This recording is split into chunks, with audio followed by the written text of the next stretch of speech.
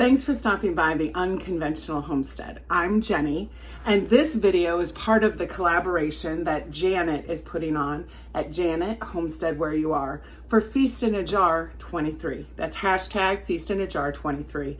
You're gonna wanna look in the playlist. I'll link the description below because there have been some great videos, some great ideas of easy meals that you can have ready in a jar for your family to enjoy. I love these type of things for work nights or just nights where I am too tired, but we need a good meal. So tonight I am showing you how I use my Sloppy Joe starter mix that I've canned. The recipe is in this bulk canning book, one of my favorite recipe canning books, on page 188, and it's Saucy Sloppy Joe starter. Super easy to make and it's delicious. I love Sloppy Joes. It's great because we always have leftovers and then I can take them to work for the next day or two. And so it's kind of a multi-purpose. I canned this in pints and I have 2 pounds of cooked organic ground beef that I've freeze dried. And I'm gonna use that.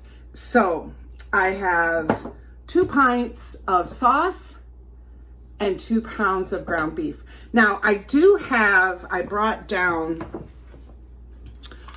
this is organic pork.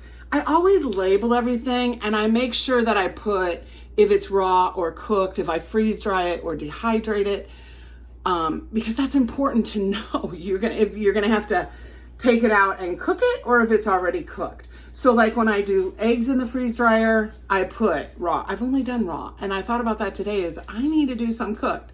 So it's nice to go through these things so that you know maybe where you have a little bit of hole in your pantry and need to do something. So you could definitely use ground pork. You could use ground chicken.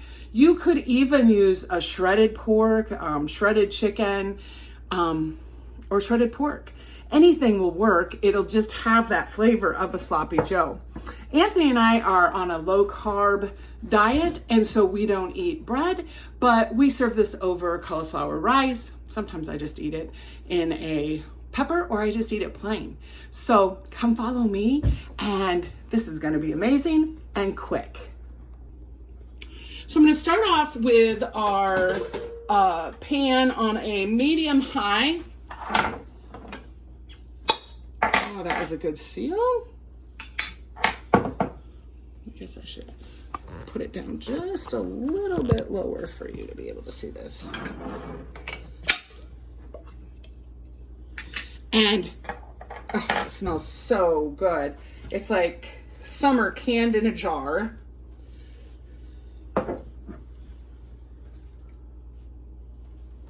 And what I'm gonna love about this is browning. The hamburger is already done. Now look at, you can't tell, but that oxygen absorber, which truly I did not need to put in there, but I'll tell you a little thing is, I did this last week. I pulled it out of the freeze dryer last week, and I had done the organic pork, but I haven't cooked with it yet.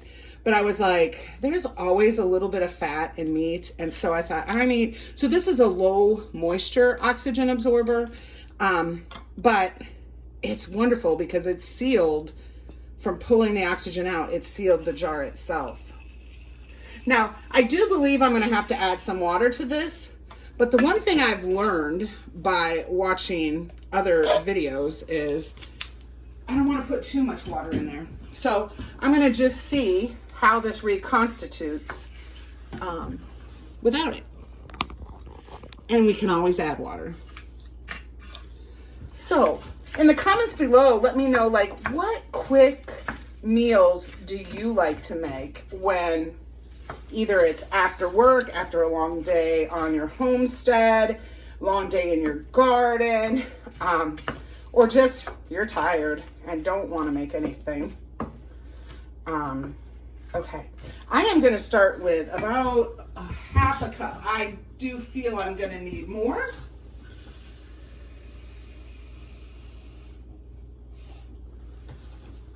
This is a whole cup because I kind of want to keep track. but I will pour half of it in. I got lucky there. I think the longer you cook, the more you're able to eyeball measuring, and you're more confident with it. Definitely. Okay, this is smelling really good. But I will tell you that just feeling it, I know that the meat is not reconstituted. So it's going to take a little while, not too long, I don't think, because heat and water is definitely going to help. I am usually, just for those of you who are new, we certainly hope that you'll come back and watch some other videos. We just posted a video on transplanting rhubarb. And if you are anywhere, but Midwest is where the rhubarb traditionally is. But if you have rhubarb, you will want to look up that video. My husband, Anthony, is an avid gardener, and he has, I call it Anthony math. He has a lot of rhubarb plants. We have about 200 in our garden. And when I taped him, or I interviewed him and then taped him, he took out one because he does sell them, and we were having somebody come pick them up. And he divided it into 10. And I said, so you'll put one of those back? He goes, yes. And I went and did some videotaping. We have 3 areas in our garden where there's rhubarb. And I come back and I'm like, wait a minute.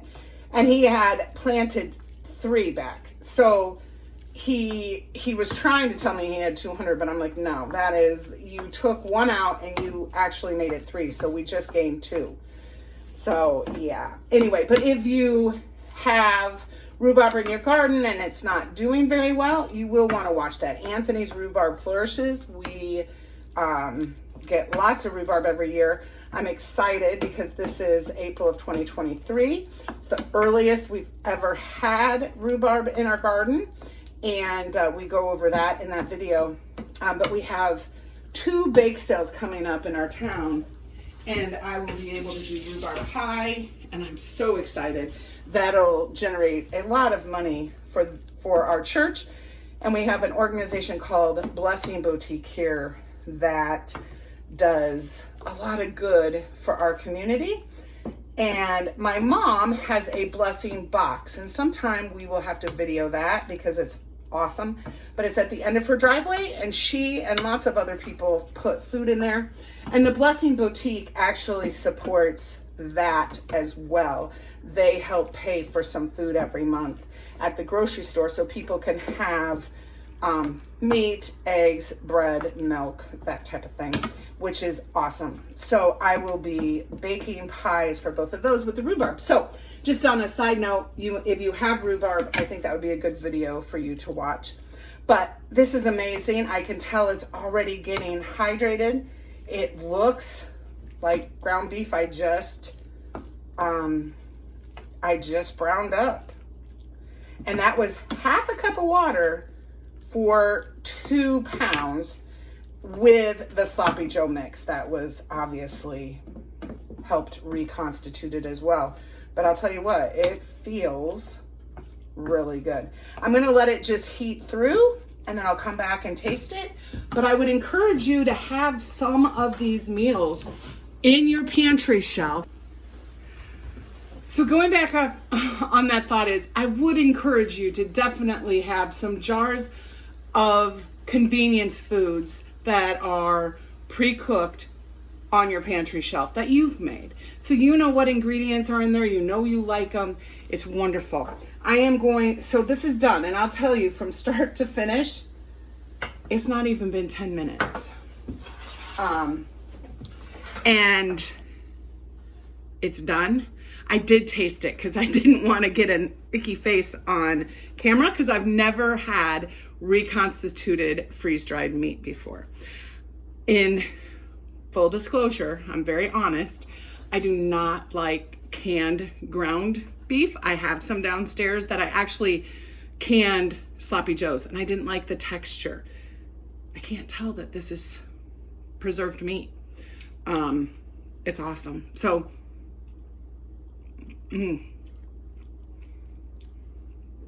The texture is spot on. Like, I can't tell, honestly.